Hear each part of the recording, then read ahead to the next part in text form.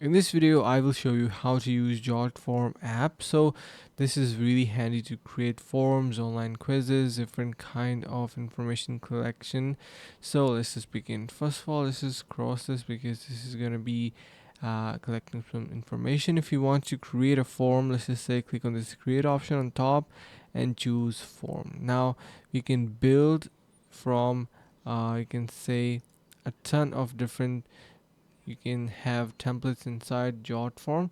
So let me actually have some of the already templates removed. Now you can see before we do that, we have other options as well. Like for example, we can create our trained agents to guide users and answer their questions. We have workflows, application.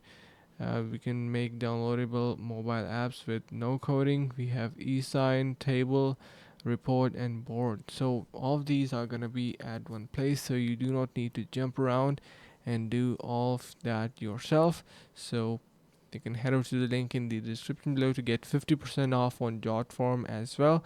That is going to be unlocking you exciting features to do even more. So I hope this helps. Thank you so much for watching and see you in the next video.